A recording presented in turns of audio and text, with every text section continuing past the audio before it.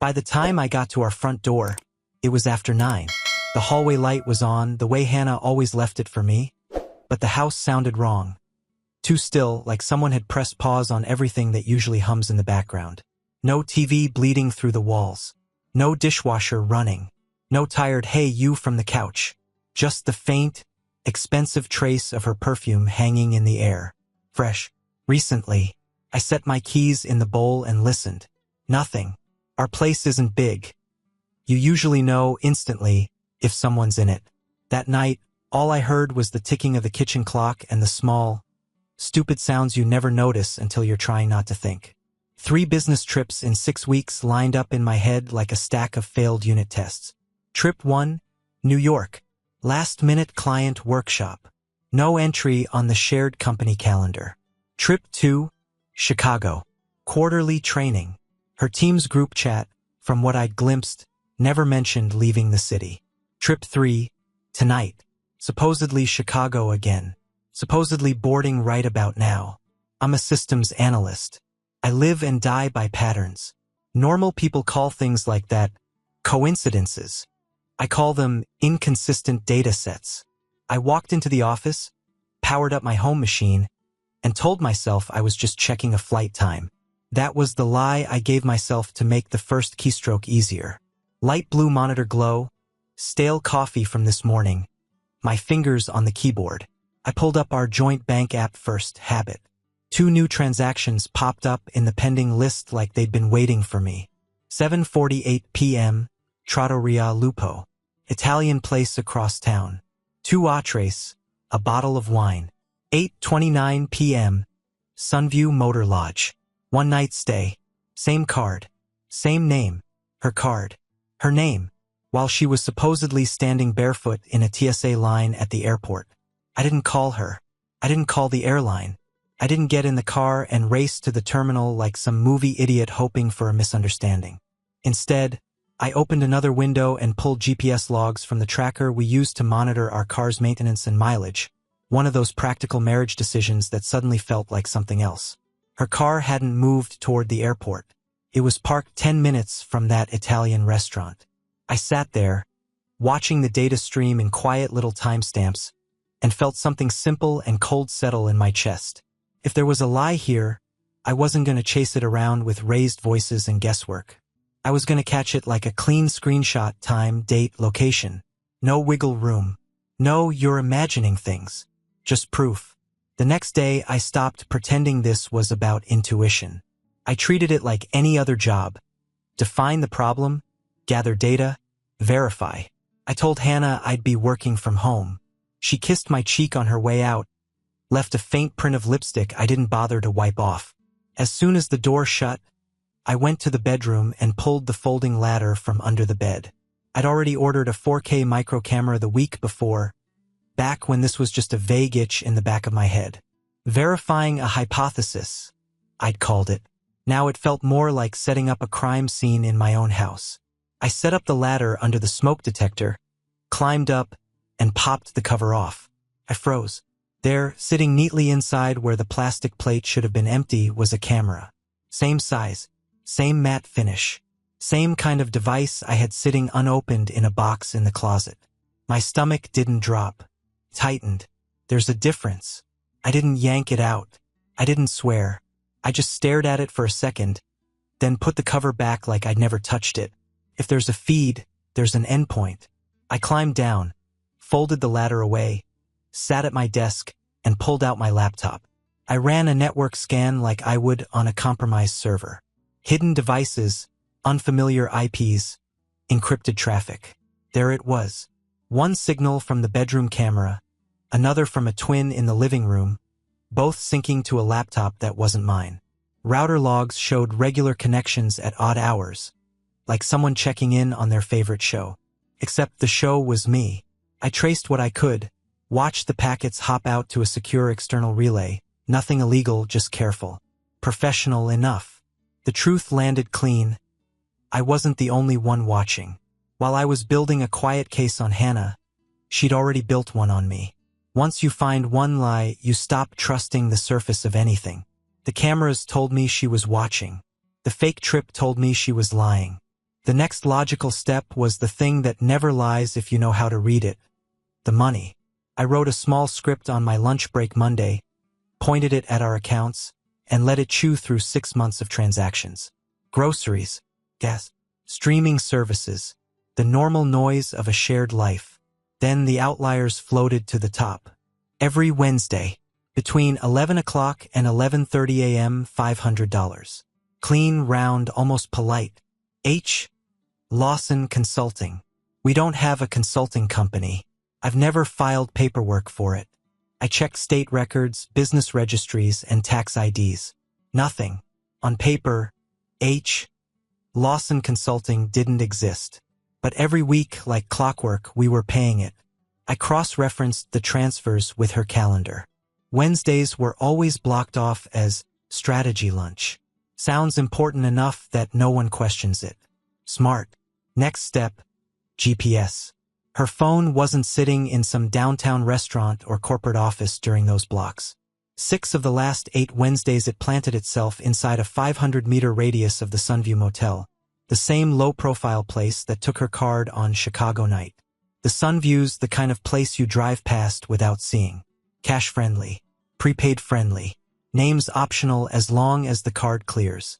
Layer by layer, the pattern built itself. The $500 consulting transfers. The recurring motel reservations. Charges from a boutique lingerie shop she'd never once worn anything from at home. And then, like a punchline only an analyst would appreciate, an order confirmation buried in her email. A surveillance kit from the same online store I used. That's not carelessness. That's design. Somebody didn't slip. Somebody planned a parallel life and assumed I'd stay dumb enough, or trusting enough, not to notice the gaps. After you see the cameras, you can't unsee them. Even with the covers back on, I walked through the house like I was moving inside a glass box. Make coffee, rinse the mug, check my phone. All of it felt like footage waiting to be rewound by someone else.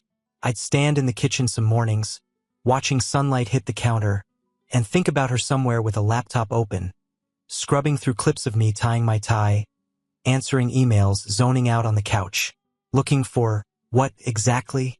Proof I was the villain in whatever story she'd written in her head. The irony wasn't subtle. I had my spreadsheets, categorized expenses, GPS logs, timestamps from motel bookings. She had her camera feeds.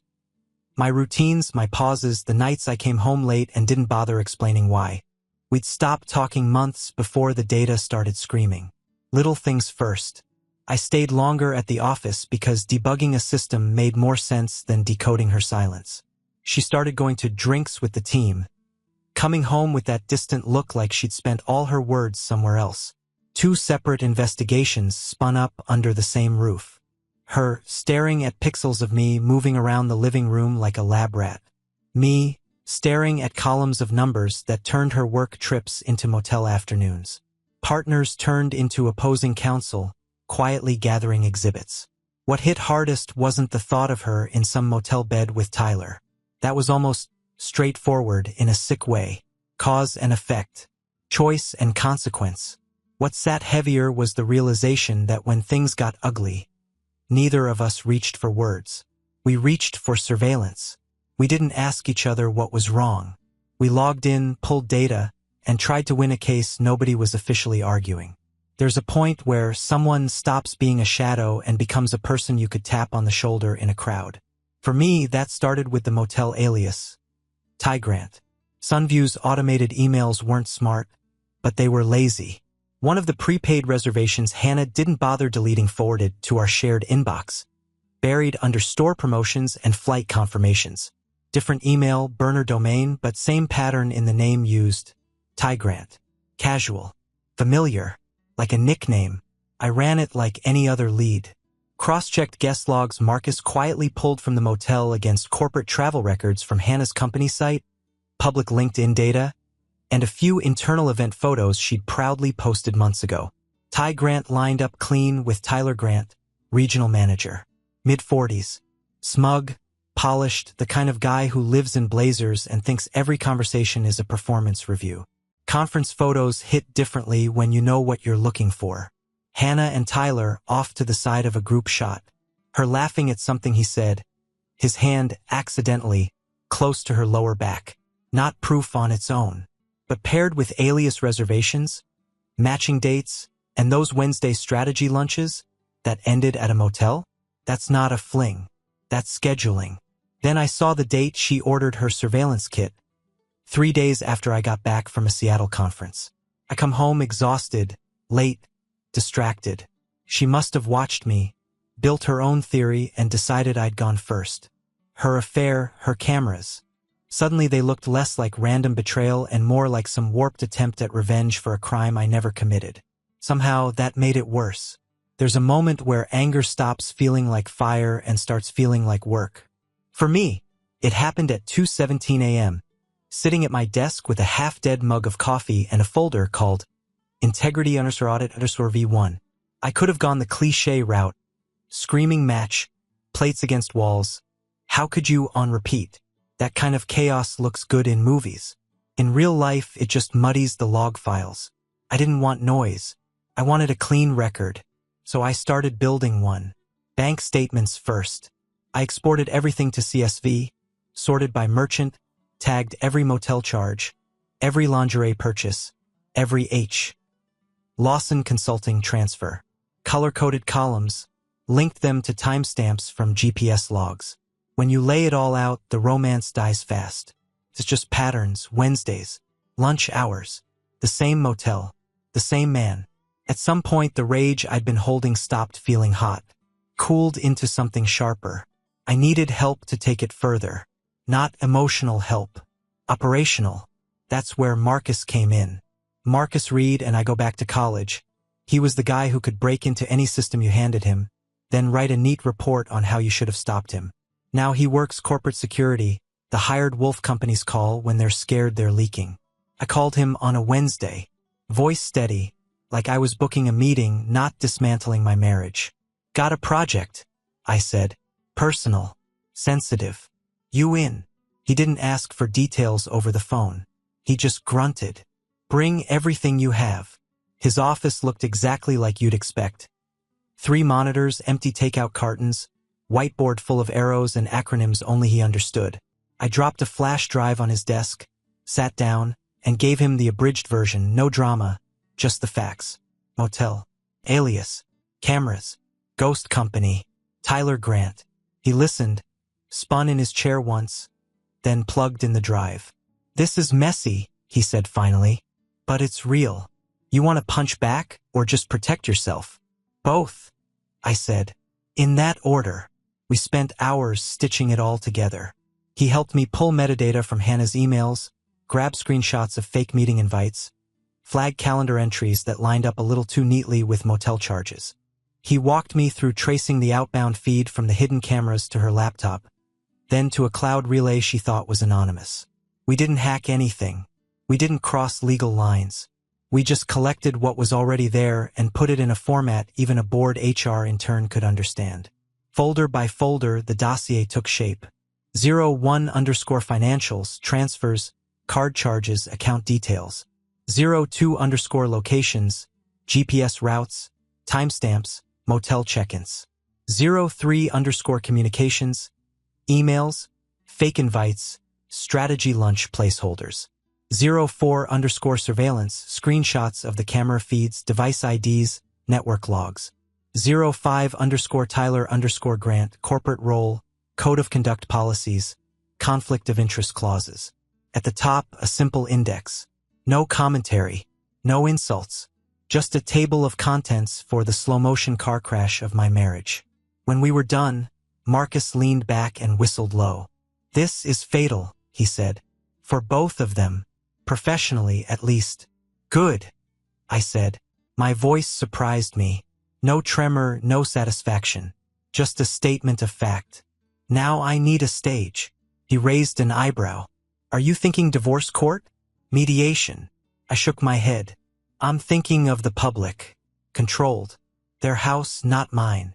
That's when he mentioned the annual company convention. Big auditorium. Cameras.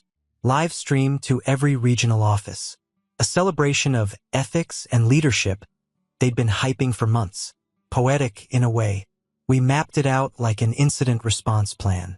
How I'd get in, how I'd plug in my laptop, how I'd walk them through the personal integrity audit like a clean, professional briefing. No screaming, no scenes. Just me, the data, and a room full of people who'd spent years believing Hannah and Tyler were the kind of people you promoted, not the kind you watched. Humiliation stopped feeling like something happening to me. It started feeling like a weapon I could aim. Corporate events all looked the same from the back row. Dim lights, branded banners, a stage full of people who think they're more important than they are. This one was no different. Hannah's company logo on every screen, some upbeat pop song playing while middle management shuffled in with lanyards and coffee. I came in with an IT investor Marcus New, wearing a plain suit and a neutral face. To anyone watching, I was just another +1 killing time. Hannah was near the front, next to Tyler. Both of them laughed at something a VP said, clapping on cue. You wouldn't guess their careers were already on fire. They just hadn't smelled the smoke yet. Eventually, the ethics director took the stage to talk about transparency, trust, all the usual buzzwords. Q&A time opened. A couple of harmless questions went first. Then I stood up. Eric Lawson, I said, voice steady. Systems analyst. Husband. A few heads turned. Hannah's whole body went stiff. Tyler's eyes narrowed, like he was trying to place me. I'd like to share the results of a personal integrity audit, I said. Since we're talking about ethics. There was an awkward chuckle from somewhere. The moderator tried to move on. I didn't sit down. The findings involve your regional manager, Tyler Grant, I continued, and senior project lead, Hannah Lawson. That did it. The room went quiet in a way you can feel in your teeth. Security glanced at the stage. The ethics director hesitated, then gestured for a mic runner. They brought it to me. I walked calmly down the aisle, plugged my laptop into the side feed Marcus had confirmed earlier. First slide, Sunview Motel parking lot. Time-stamped, grainy but sharp enough, Hannah and Tyler walking out together, his hand on her back, getting into the same car. Murmurs, a sharp intake of breath near the front. Next slide, bank statements, highlighted motel charges. The H. Lawson Consulting transfers. Wednesdays, 11 to 11:30 a.m. neat, clean, undeniable. Then the emails. Fake strategy lunch invites. Calendar blocks. Their names side by side. I didn't narrate with anger.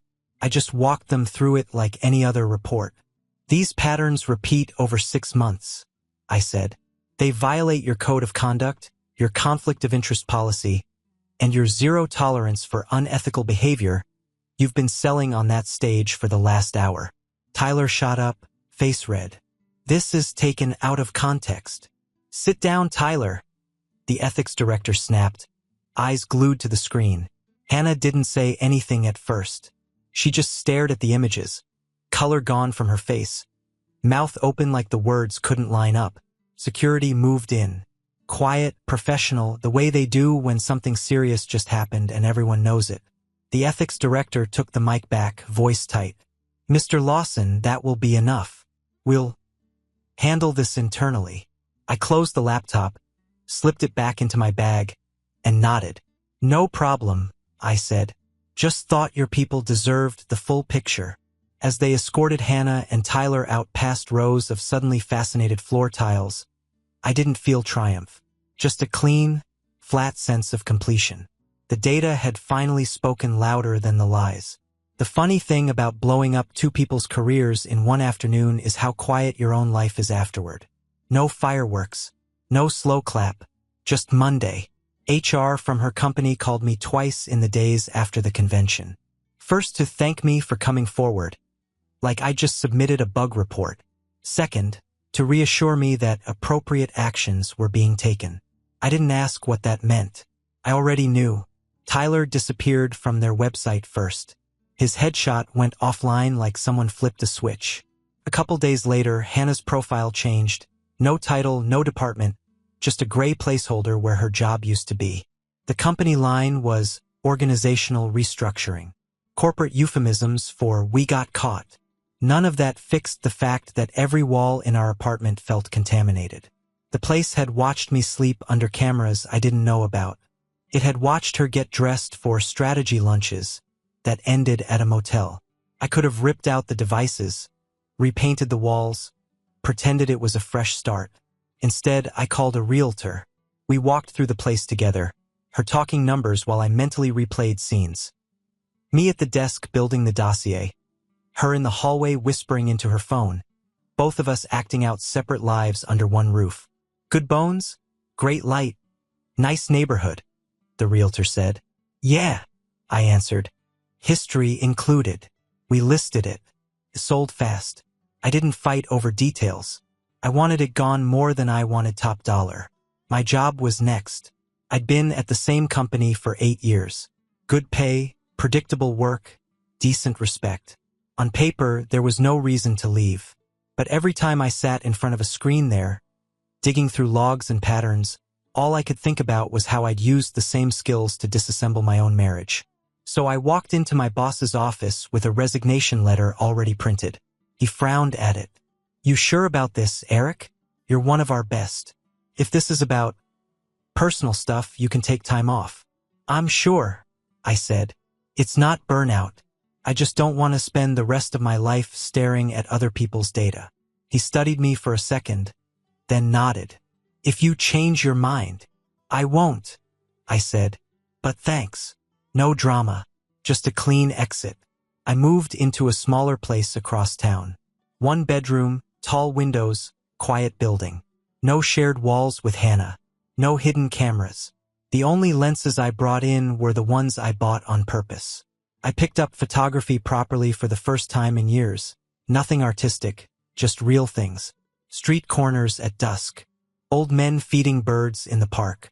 The way rain looked on glass when you weren't watching it from a security feed.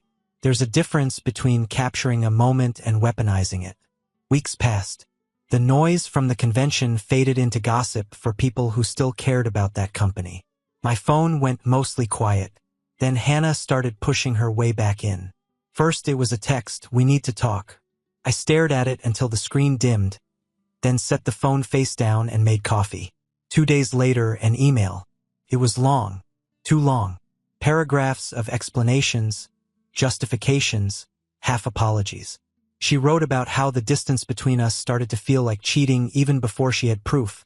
How my late nights at the office and conferences made her certain I had someone else.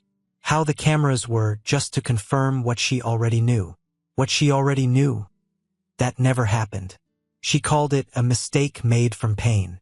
She called the affair a reaction, not a choice. She said the surveillance got out of hand. She didn't call it what it was. Premeditated betrayal with an IT budget. I read it once. Then I archived it. Not deleted, just filed. Evidence of a mindset I didn't want near me again. The third contact was in person. It was a Saturday. I'd just gotten back from shooting in the city. A memory card full of strangers' faces I'd never have to analyze. When I turned the corner to my building, I saw her sitting on the front steps like she belonged there. Jeans, hoodie, hair pulled back. No corporate armor. No polished professional version of Hannah. Just the woman I used to come home to, sitting on the concrete like a kid waiting for a ride. She stood when she saw me. Eric. Hannah, I said. My voice came out level. That was good. I hadn't been sure. I texted, she said, like it mattered. I saw. We stood there for a beat, neither of us moving closer. You ruined my career, she started, then caught herself. No, I did that. I know. I need you to understand why. No, I said. You need to understand why. I already do. She flinched a little. I thought you were cheating on me, she said. Those late nights. The trips. The way you stopped talking. What was I supposed to think? You were supposed to ask, I said. Not install cameras and start fucking your boss. She swallowed hard. I made a mistake, she whispered. Mistake is grabbing the wrong file. The mistake is forgetting a birthday. I shook my head. You built a system. Her eyes watered. She didn't cry pretty. She never had.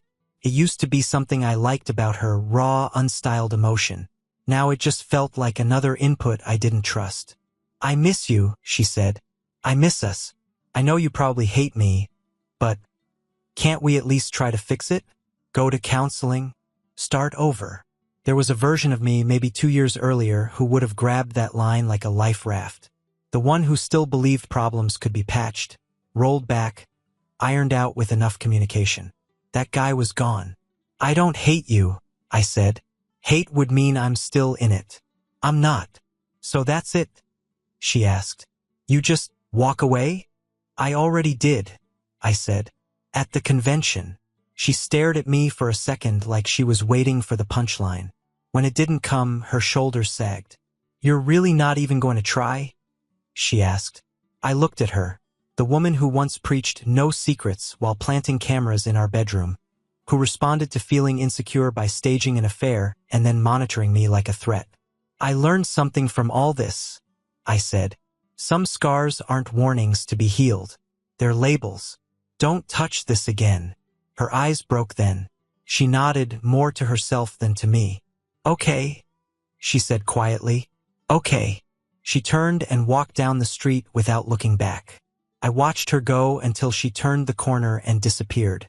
No dramatic music. No collapsing on the stairs. Just air, and the clean understanding that a door had closed and I wasn't going to try to pry it back open. Inside, my apartment felt smaller but honest. One bed, one desk, one man breathing in a space where nothing was recording him without his say-so. People like to talk about healing like it's always about going back, rebuilding, forgiving. Maybe that works for some. For me, healing was simpler. Accepting the scar, respecting what it cost to earn it, and refusing to walk barefoot over the same glass again. The money showed up on a Thursday. I was halfway through editing a photo. Old guy smoking outside a diner. When my phone buzzed with a notification from the bank, I almost ignored it. Then I saw the number. Mid-5 figures. More than I'd ever had in my account at once. An hour later, a corporate attorney from Hannah's old company called. Polite voice, careful wording. Mr. Lawson, as part of a confidential settlement between the company and Mr. Grant, you are entitled to a compensatory portion based on the evidence you provided. Consider it a recognition of the damages you incurred. Damages. Neat word for having your life turned inside out. I could have asked questions. I didn't. Tyler paying to stay out of court wasn't my problem. The money was clean legally, just ugly morally. After the call, I sat at my small kitchen table, phone in front of me, staring at that balance. That amount could have reset everything. Down payment on a house. New car. A long trip somewhere warm where nobody knew my name or my history. A full, quiet reboot. Instead, all I could think about was the cameras in the ceiling. The way my phone had become a witness. How easy it was to turn someone's life into an involuntary stream. You spend enough time buried in systems, you learn one thing. Attacks never stop. You just hope the defenses get better. So I started looking. Not for vacations. For people fighting the kind of thing I just lived through. Digital harassment, stalking, spyware, non-consensual surveillance. The stuff most people laugh off until it lands on their doorstep. I found a small nonprofit downtown. No glossy website, no big sponsors. They helped people collect digital evidence, lock down their devices, get actual legal protection when someone turned tech into a weapon. Walk-ins only. Old building. Second floor over a pawn shop. I went in on a gray afternoon. The guy at the desk looked tired in an honest way. You here for help? He asked. Sort of, I said. I'm here to fund it. We sat in a cramped office while I explained, high level, no names. Marriage. Cameras. GPS logs. A company that cared more once their reputation was at risk. He didn't interrupt. When I finished, I slid a printed form across his desk. Wire transfer details already filled out. All of it, I said. He blinked. You're sure? This is. Yeah. I cut in. I'm sure. Most people keep at least some, he said carefully. Most people didn't spend a year being turned into a case study, I said. I don't want blood money sitting in my account pretending to be a fresh start. Put it where it can actually block something. He nodded slowly. We can use it. Firewalls, lawyers, outreach. You'll help a lot of people who'll never know your name. Good, I said. They don't need it. We signed papers. I walked out lighter, but not in the way people mean when they talk about closure. This wasn't closure. It was an allocation. That night, I sat by the window in my apartment, city lights blinking like a dashboard full of alerts. For the first time in a long time, I wasn't thinking about Hannah or Tyler or what they were doing now. I was thinking about the line between being broken by something and being shaped by it. Everyone loves revenge stories. The big reveal. The meltdown. I had mine. It did what it needed to do. But the real win wasn't on that convention stage. It was here, alone, quiet, choosing not to turn into a permanent security system in human form. Not letting paranoia be the only legacy of what happened. In the end, I didn't get the girl back. I didn't want her. I didn't get a neat, romantic second chance. What I got was something better. A firewall built from my own mess pointed outward. And a decision I keep making every morning. I wake up and don't check for hidden cameras. What happened to me is part of my story. It's just not the thing that gets to define the rest of it. Subscribe and stay one step ahead of cheaters. And trust me, the next story makes this one look like a fairy tale.